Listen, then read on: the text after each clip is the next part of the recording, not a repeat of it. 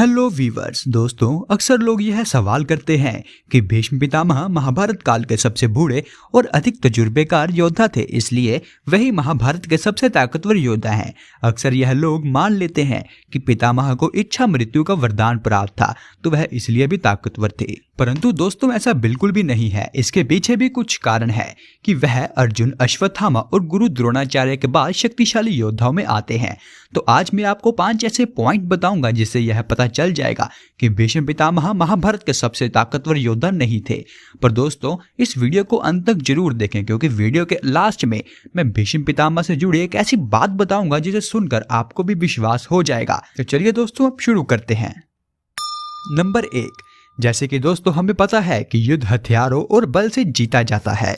भीष्म पितामह के पास कभी इतने दिव्य हथियार नहीं थे जैसे कि कर्ण, अर्जुन और अश्वत्थामा के पास थे, इसलिए उनके पास खगोलीय सहायता की कमी थी। कुरुक्षेत्र युद्ध में भीष्म पितामह बहुत पुराने थे और उनकी उम्र भी ज्यादा हो चुकी थी, इसलिए उनके पास इतनी ताकत ही नहीं बची थी।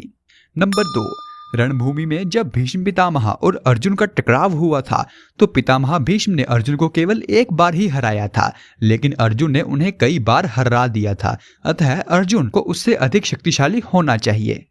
नंबर 3, अश्वत्थामा संभवतः ही महाभारत के सबसे विनाशकारी योद्धाओं में से एक थे। महाभारत का कोई भी योद्धा उनसे अधिक घातक नहीं था। अश्वत्थामा के पास अपने पिता द्रोणाचार्य के नारायणी अस्त्र सहित सभी दिव्य अस्त्र भी थे, अतः वह भीष्म से श्रेष्ठ थे। अश्वत्थामा ने अर्जुन सहित पूरे पांडव सेना को हरा दिया था जब उसने अपना नारायण अस्त्र का प्रयोग किया था। भीष्म पितामह ने ऐसा विनाशकारी पराक्रम कभी पूरा ही नहीं किया था। नंबर 4, महाभारत के युद्ध में पहले 10 दिन भीष्म पितामह कौरव पक्ष के सेनापति रहे थे और उनके शीर्ष पर लेट जाने के बाद कर्ण को सेनापति बनाया गया था। कर्ण अपने सेनापति दिनों में युधिष्ठिर को पकड़ने में सफल रहे थे, लेकिन भीष्म पितामह 10 दिनों में भी असफल रहे थे। संजय ने यह उल्लेख भी किया कि द्रोणाचार्य और भीष्म की तुलना में कर्ण अधिक श्रेष्ठ हैं।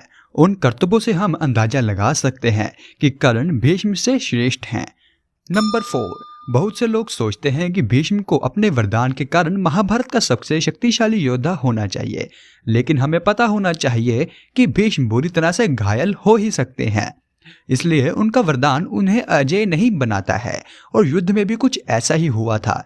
शिखंडी और पांडवों द्वारा भीष्म पितामह को शीर्ष पर लटा दिया गया था। महाभारत युद्ध खत्म होने के कई दिनों के पश्चात भीष्म पितामह ने अपने प्राण त्यागे थे। मुझे लगता है कि कर्ण, अर्जुन, अश्वत्थामा और द्रोणाचार्य के बाद भीष्म महाभारत के सबसे शक्तिशाली योद्धा हैं। भीष्म अच्छे योद्धा थे, परंतु वह इन तीनों से बेहतर नहीं थे।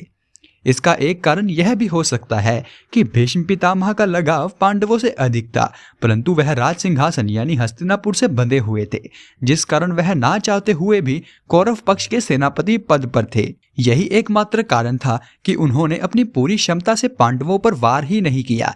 दोस्तों, अब शायद आपको इस वीडियो का मतलब समझ आ ही गया होगा। अगर आपको यह वीडियो पसंद आई है तो वीडियो को लाइक करें, और अगर नहीं पसंद आई तो डिसलाइक करें। तो मैं मिलूंगा आपको अगली ऐसी ही किसी और वीडियो में। तब तक के लिए जय श्री कृष्णा।